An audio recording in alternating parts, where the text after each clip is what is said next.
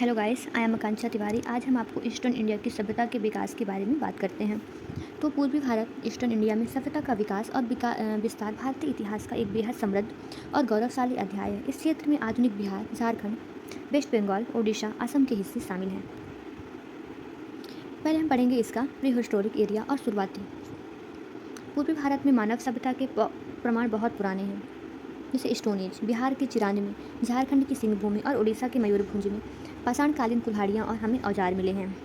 फिर नवपाषाण काल, नियोलिथिक एज, चिरांद जो सारण और बिहार में है, एक बहुत ही महत्वपूर्ण स्थल है जहाँ से हड्डी के बने औजार और मिट्टी के बने बर्तन मिले हैं, जो यह दर्शाते हैं कि यहाँ इंसान ने खेती और स्थायी जीवन बहुत पहले शुरू कर दिया था।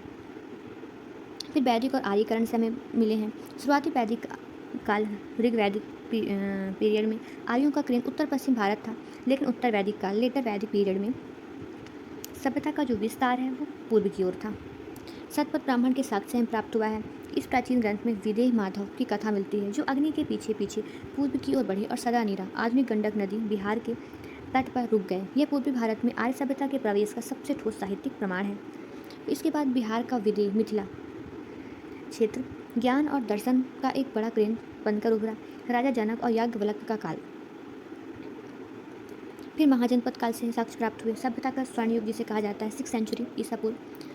तो पूर्वी भारत भारतीय राजनीति और संस्कृति का केंद्र बन गया। बौद्ध और जैन ग्रंथों के अनुसार देश में 16 महाजनपदों में से सबसे शक्तिशाली था पूर्वी भारत में थे, जैसे मगध, आधुनिक पटना और गया का क्षेत्र। यह भौगोलिक रूप से पहाड़ियों और नदियों से घिरा हुआ था, जिससे यह सुरक्षित था। यहाँ लोहे की प्रचुरता आधुनिक झारखंड के क्षेत्र से थी, जिससे उन्नत हथियार और उपकरण बन पाए। अंग आधुनिक भागलपुर और मुंगेर का क्षेत्र, जो व्यापार का बड़ा केंद्र था। फिर वज्जी वैशाली का लिच्छवी गणराज्य, जिसे दुनिया का सबसे पहला सफल गणराज्य रिपब्लिक माना गया है ना। फिर धार्मिक और बौद्धिक क्रांति। पूर्वी भारत वह भूमि है जिसने दुनिया को 2 बड़े धर्म और जीवन दर्शन दिए हैं। पहला बौद्ध धर्म, बुद्धिज्म। महात्मा बुद्ध को बिहार के बोधगया में ज्ञान प्राप्त हुआ। उन्होंने अपना पहला उपदेश भले ही सारनाथ में दिया हो, लेकिन बौद्ध धर्म का मुख्य आधार विस्तार मगध पूर्वी भारत में ही था। फिर जैन धर्म यहीं से था। 24वें तीर्थंकर महावीर स्वामी का जन्म वैशाली बिहार में हुआ। उन्हें पावापुरी में निर्वाण प्राप्त हुआ।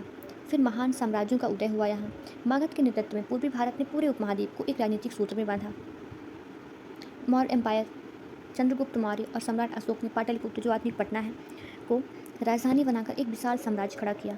अशोक के काल में सभ्यता, कला, स्तंभ और शिलालेख और बौद्ध धर्म का विस्तार ओडिशा, कलिंग से होते हुए विदेशों तक हुआ। फिर यहाँ गुप्त एम्पायर भी आया। इस काल को भारत का स्वर्ण युग कहा गया। कला, विज्ञान, शिक्षा का अभूतपूर्व विकास हुआ। नालंदा विश्वविद्यालय और कर्मशिला विश्वविद्यालय जैसे वैश्विक शिक्षा केंद्र इसी पूर्वी हिस्से में स्थापित हुए, जहाँ पूरी दुनिया में लोग पढ़ने आए। फिर मध्यकालीन विस्तार भी यहीं हुआ। पाल और सेन जो राजवंश बंगाल और असम न, पाल राजवंश 8वीं से 12वीं शताब्दी के दौरान बंगाल और बिहार में पाल राजाओं का शासन था। इन्होंने बौद्ध कला, वास्तुकला और शिक्षा को बढ़ावा दिया।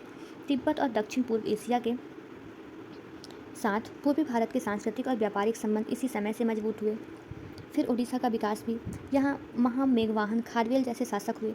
बाद में गंग राजवंश के समय पुरी का जगन्नाथ मंदिर, कोणार्क का सूर्य मंदिर जैसी महान वास्तुकला का निर्माण हुआ, जो उन्नत नागरिक सभ्यता का प्रतीक है। फिर कामरूप, जिसे अब असम कहते हैं, ब्रह्मपुत्र घाटी में भी एक विशिष्ट संस्कृति का विकास हुआ, जिसका उल्लेख वेनसांग के यात्रा वृत्तांतों में हमें मिलता है। फिर पूर्वी भारत में सभ्यता का जो विस्तार था, केवल आबादी का बढ़ना नहीं, बल्कि यह लोहे की खोज, कृषि क्रांति, दुनिया के पहले गणराज्य की स्थापना जैसे वैशाली, 2 महान धर्मों का उदय, बौद्ध और जैन, भारत के पहले अखिल भारतीय साम्राज्य मौर्य और गुप्त की कहानी है। नदियों के जाल जो थे, गंगा, ब्रह्मपुत्र, महानदी और प्राकृतिक संसाधनों ने इस क्षेत्र में सदियों तक भारत का सांस्कृतिक और आर्थिक पावर हाउस बनाए रखा है।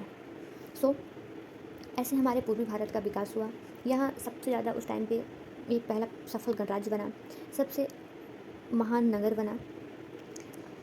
Thank you. आज हमने आपको पूर्वी भारत का पूरा विस्तार, उसका विकास कैसे हुआ, उसकी सभ्यता का विस्तार कैसे हुआ, ये हमने आपको पढ़ा दिया है। Thank you so much.